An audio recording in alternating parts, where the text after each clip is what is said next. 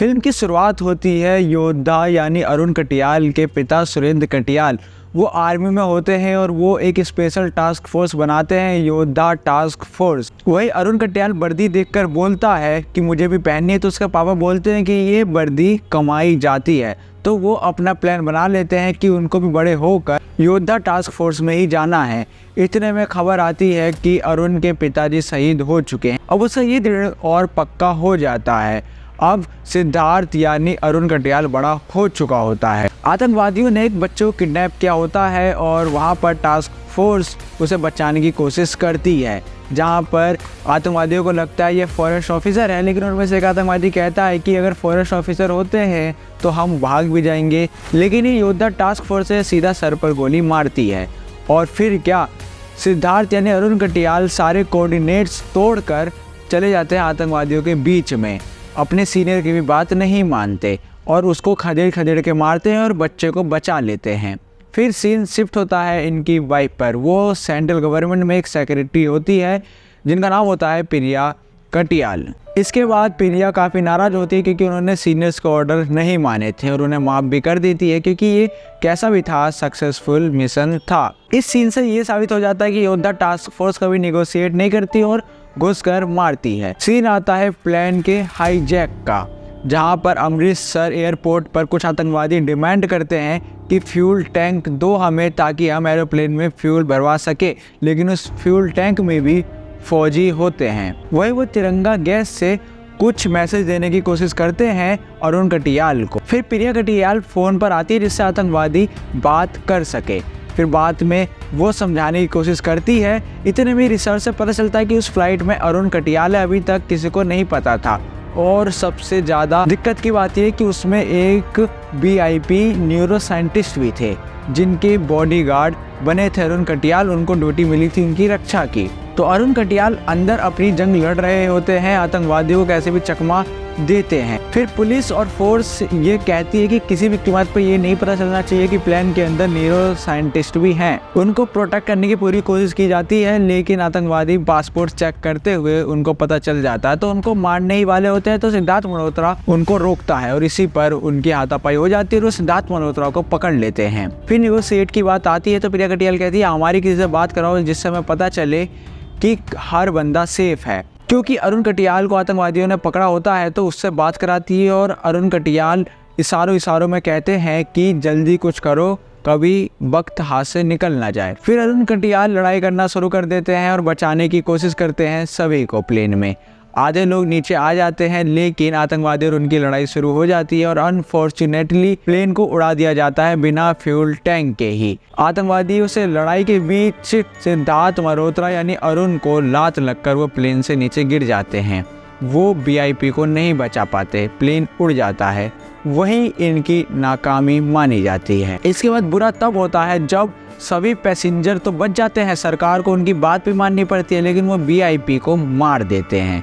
इसके बाद योद्धा टास्क फोर्स पर इंक्वायरी बैठती है कि तुम बिना परमिशन के क्यों हाथापाई की, जब इतने सारे लोग मुसीबत में थे हम कुछ करते। लेकिन गलती उन लोगों की थी जिन्होंने वक्त पर एक्शन नहीं लिया। योद्धा टास्क फोर्स के अरुण ने पूरी कोशिश करी सबको बचाने की। इसके बाद योद्धा टास्क फोर्स को सस्पेंड कर दिया जाता है कि अब ये कोई मिशन नहीं करेंगे और सबको ट्रांसफर लेना है। लेकिन अरुण ट्रांसफर नहीं लेता क्योंकि वो उसके पापा की बनाई हुई योद्धा टास्क फोर्स है, वो क्यों ले। इसके बाद वो इतना टॉक्सिक हो जाता है कि उसकी पत्नी उसे डिवोर्स पेपर देती है और वो उसे गुस्से में तुरंत साइन इन भी कर देता है। और वो हमेशा एक ही चीज़ सोचता है, योद्धा टास्क फोर्स। उसके सारे दोस्त जो योद्धा टास्क फोर्स में थे सब ट्रांसफ़र ले लेते हैं। ऐसे ही 6-7 महीने चलते हैं और कहानी शिफ्ट होती है कुछ साल बाद। कुछ नहीं पता कि क्या चल रहा है।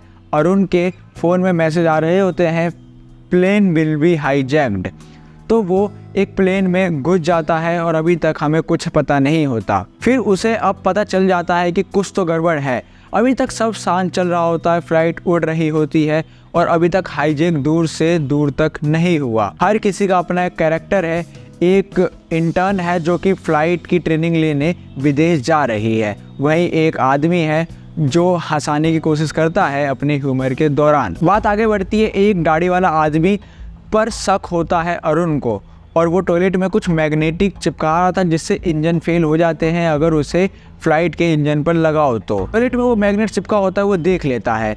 फिर उस गाड़ी वाले आदमी को भी शक होता है, तो दोनों की आपस में फाइट होती है और अरुण उसे बेहोश कर देता है। फिर जो फ्लाइट की एयर होस्टेस होती है उसको दिख जाता है और सिद्धार्थ बताता है कि मैं टास्क फोर्स से हूँ और इस फ्लाइट की सुरक्षा के लिए आया हूँ। फिर उसको नीचे ले जाया जाता है दवाई के लिए ताकि वो बेहोश से उठ जाए। फ्लाइट में एक डॉक्टर होता है तो डॉक्टर को बुलाते हैं और उसको इंजेक्शन दिलाते हैं, लेकिन उसके मुंह से झाग निकल कर की मौत हो जाती है। फिर कुछ देर बाद पता चलता है कि वो तो एक पुलिस ऑफिसर था जिसकी एक्चुअल में ड्यूटी थी उस फ्लाइट में ये पता लगाने की कि हाईजैक हो रहा है या नहीं हो रहा।